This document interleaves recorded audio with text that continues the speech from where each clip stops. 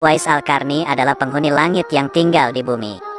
Beginilah kisah selengkapnya Uwais Al-Qarni, pemuda istimewa di mata Rasulullah. Di Yaman, tinggallah seorang pemuda bernama Uwais Al-Qarni yang berpenyakit sopak. Karena penyakit itu tubuhnya menjadi belang-belang. Walaupun cacat, tapi ia adalah pemuda yang saleh dan sangat berbakti kepada ibunya, seorang perempuan wanita tua yang lumpuh. Uwais senantiasa merawat dan memenuhi semua permintaan ibunya. Hanya satu permintaan yang sulit ia kabulkan. "Anakku, mungkin ibu tak lama lagi akan bersamamu. Ikhtiarkan agar ibu dapat mengerjakan haji," pinta sang ibu.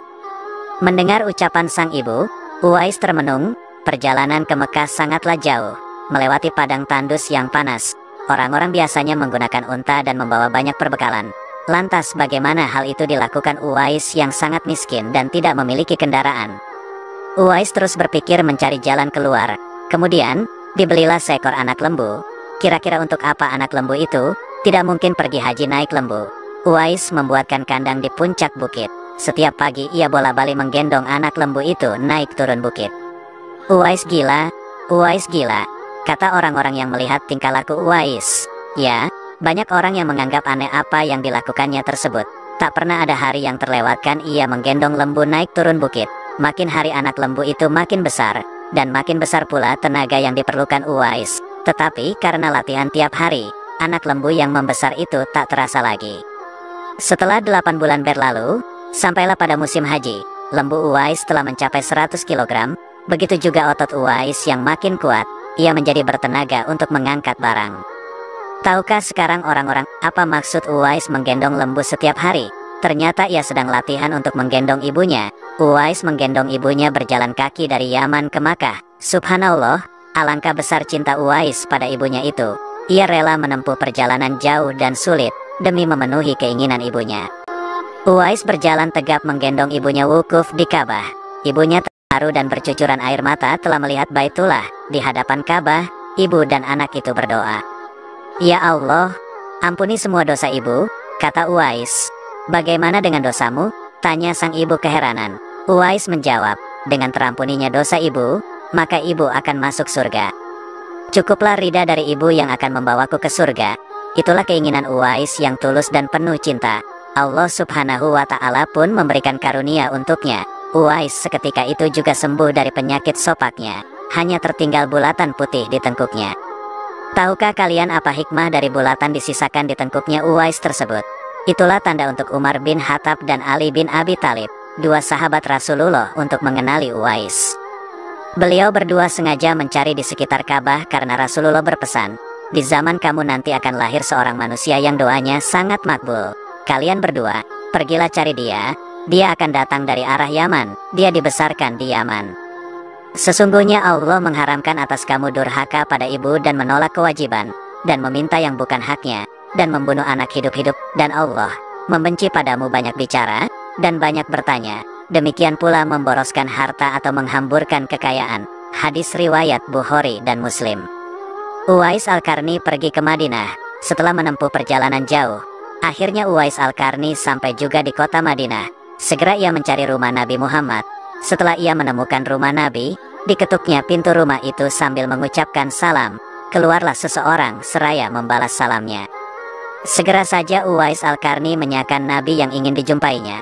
Namun ternyata Nabi tidak berada di rumahnya. Beliau sedang berada di medan pertempuran.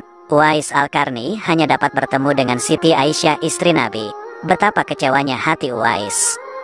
Dari jauh ia datang untuk berjumpa langsung dengan Nabi. Tetapi Nabi tidak dapat dijumpainya. Dalam hati Uwais Al-Qarni bergejolak perasaan ingin menunggu kedatangan Nabi dari medan perang. Tapi kapankah Nabi pulang? Sedangkan masih terngiang di telinganya pesan ibunya yang sudah tua dan sakit-sakitan itu, agar ia cepat pulang ke Yaman. "Engkau harus lepas pulang." Akhirnya, karena ketaatannya kepada ibunya, pesan ibunya mengalahkan suara hati dan kemauannya untuk menunggu dan berjumpa dengan Nabi. Karena hal itu tidak mungkin, Uwais Al-Qarni dengan terpaksa pamit kepada Siti Aisyah R.A. untuk segera pulang kembali ke Yaman. Dia hanya menitipkan salamnya untuk Nabi. Setelah itu, Uwais pun segera berangkat pulang mengayunkan lengkahnya dengan perasaan amat sedih dan terharu. Peperangan telah usai dan Nabi pulang menuju Madinah. Sesampainya di rumah, Nabi menanyakan kepada Siti Aisyah R.A. tentang orang yang mencarinya. Nabi mengatakan bahwa Uwais anak yang taat kepada orang ibunya adalah penghuni langit. Mendengar perkataan Nabi, Siti Aisyah R.A. dan para sahabat tertegun. Menurut keterangan Siti Aisyah, memang benar ada yang mencari Nabi dan segera pulang ke Yaman, karena ibunya sudah tua dan sakit-sakitan sehingga ia tidak dapat meninggalkan ibunya terlalu lama. Nabi Muhammad melanjutkan keterangannya tentang Uwais Al-Qarni, penghuni langit itu, kepada sahabatnya, kalau kalian ingin berjumpa dengan dia, perhatikanlah ia mempunyai tanda putih di tengah telapak tangannya. Sesudah itu Nabi memandang kepada Ali bin Abi Thalib dan Umar bin Khattab seraya berkata, suatu ketika apabila kalian bertemu dengan dia, mintalah doa dan istighfarnya. Dia adalah penghuni langit, bukan orang bumi.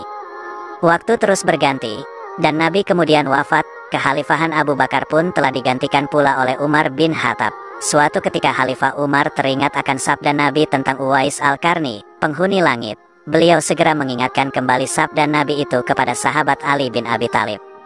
Sejak saat itu setiap ada kafilah yang datang dari Yaman, Khalifah Umar dan Ali bin Abi Thalib selalu menanyakan tentang Uwais Al-Qarni, si fakir yang tak punya apa-apa itu, yang kerjanya hanya menggembalakan domba dan unta setiap hari. Mengapa Khalifah Umar dan sahabat Nabi, Ali bin Abi Thalib selalu menanyakan dia?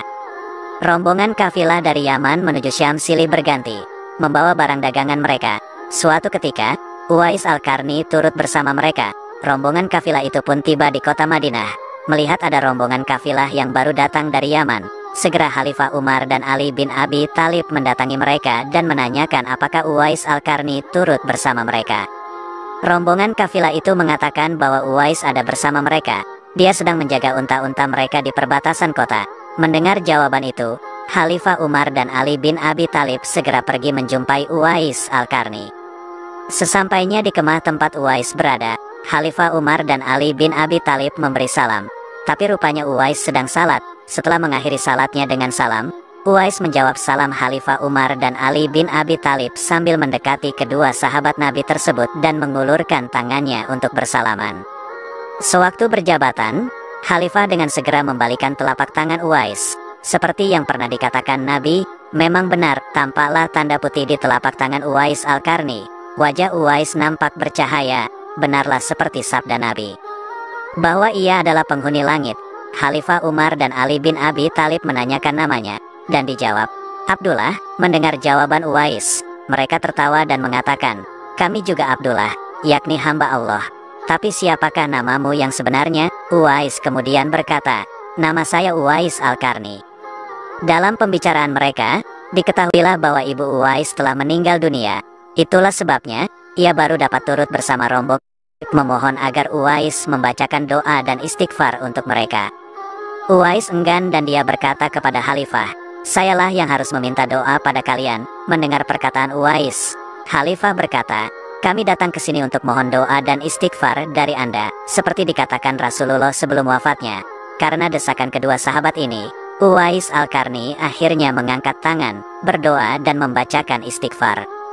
Setelah itu Khalifah Umar berjanji untuk menyumbangkan uang negara dari Baitul Mal kepada Uwais untuk jaminan hidupnya. Segera saja Uwais menampik dengan berkata, hamba mohon supaya hari ini saja hamba diketahui orang. Untuk hari-hari selanjutnya, biarlah hamba yang fakir ini tidak diketahui orang lagi.